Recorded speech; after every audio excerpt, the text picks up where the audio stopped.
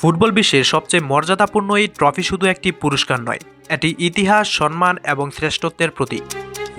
বর্তমানে বিশ্বকাপে যে ট্রফিটি ব্যবহৃত হয় সেটি প্রথম তৈরি করা হয় 1974 সালে।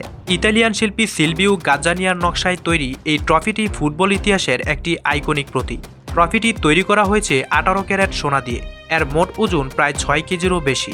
কিন্তু অনেকের ভুল ধারণা থাকে এটা পুরোটা সলিড গোল্ড নয়। বাস্তবে এর ভেতরের অংশ ফাঁকা রাখা হয়েছে যাতে ট্রফিটি অতিরিক্ত ভারী না হয় এবং খেলোয়াড়রা সহজে এটি তুলে উদযাপন করতে পারে। এই ট্রফির ভেতরে থাকা খাঁটি সোনার পরিমাণ 4.9 কেজি বা 4900 গ্রাম। বাকি অংশটি কাঠামো ডিজাইনের মাধ্যমে সমন্বয় করা হয়েছে। আরেকটি গুরুত্বপূর্ণ তথ্য হলো বিশ্বকাপ জেতা দেশ এই ট্রফিটি স্থায়ীভাবে নিজের কাছে রাখতে পারে না। বিজয়ীরা কিছু সময়ের জন্য এটি হাতে পায়, এরপর সেটি আবার ফিফার কাছে ফেরত দিতে হয়। তবে বিজয়ী দলকে দেওয়া হয় একটি স্বর্ণ প্লেটেড প্রতিরূপ যা তারা স্থায়ীভাবে নিজেদের কাছে রাখতে পারে।